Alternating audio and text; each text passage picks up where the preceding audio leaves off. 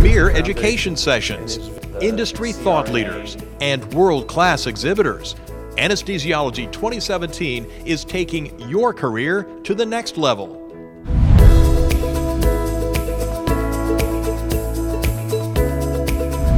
This is ASA TV. I'm Ed Highland. We are here in the city of Boston, where anesthesia was born, for the 2017 annual meeting. Expect information-packed days of learning, networking, and discovering the very latest in anesthesiology.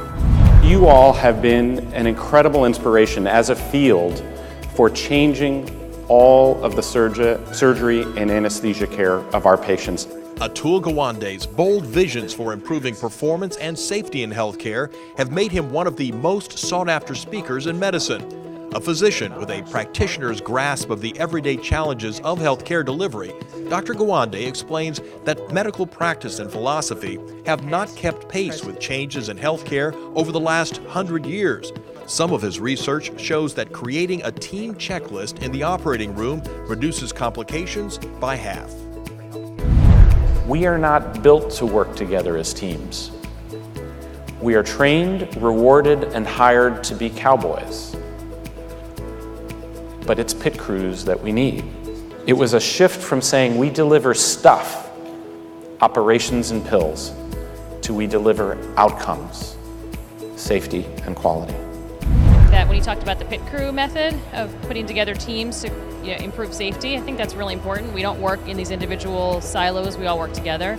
And I think if you actually look at pit crew, how they work and how they are very, very efficient and also provide a really good result, they need to make the driver safe. We need to make our operating rooms work the same way.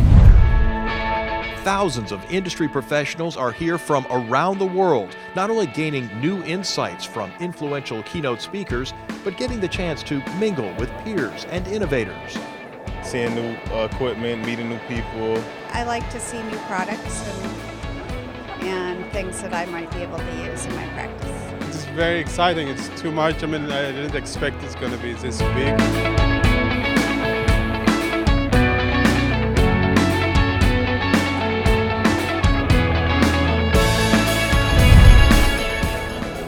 Ellison C. Pierce Lecture, delivered by Dr. Robert Stolting, featured a review of patient safety initiatives and focused on the steps necessary to reduce adverse effects in the perioperative period. If history had gone the other direction, it's a very real possibility that the Anesthesia Patient Safety Foundation would have never occurred.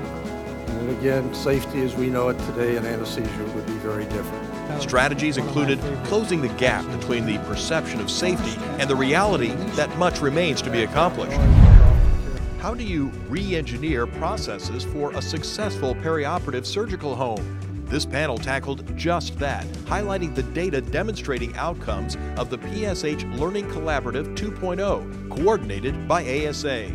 The three aims of the collaborative are: 1, to re-engineer care delivery models for PSH, 2, collaborate with payers on payment models, and 3, compose rapid implementation toolkits.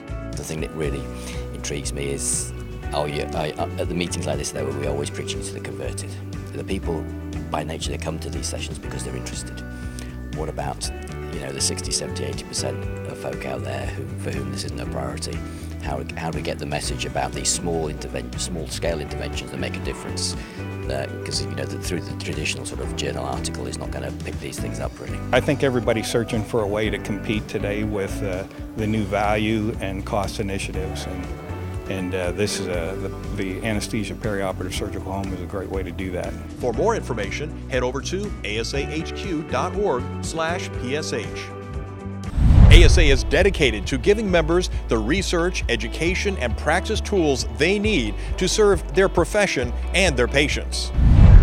And the Anesthesiology Annual Meeting embodies those goals. This is where physician anesthesiologists can learn strategies to reduce postoperative delirium and cognitive dysfunction.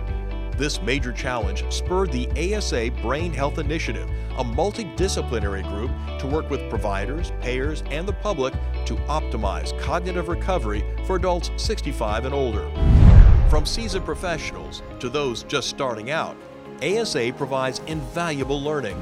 A basic understanding of macro was presented to attendees in this program, the Medicare Access and CHIP Reauthorization Act of 2015.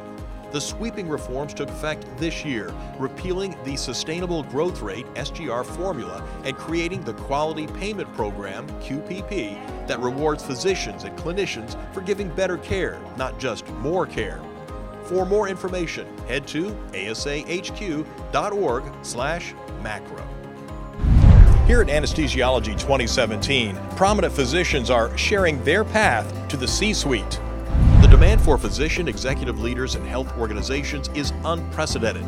Given the unique nature of the specialty, anesthesiologists are well positioned to provide effective influence. The ongoing saga of what will happen to the Affordable Care Act took center stage in this informational session.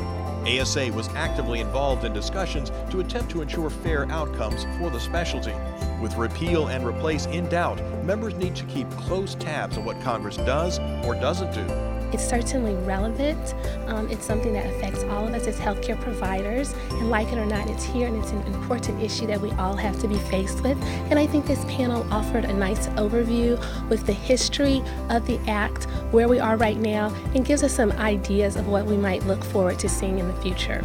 A day packed with information and education, and we're just getting started. To help plan your annual meeting, be sure to download the ASA My Meeting app to search for speakers and their presentations and explore exhibitors using the interactive map. I'm Ed Highland for ASA TV. Thanks for joining us.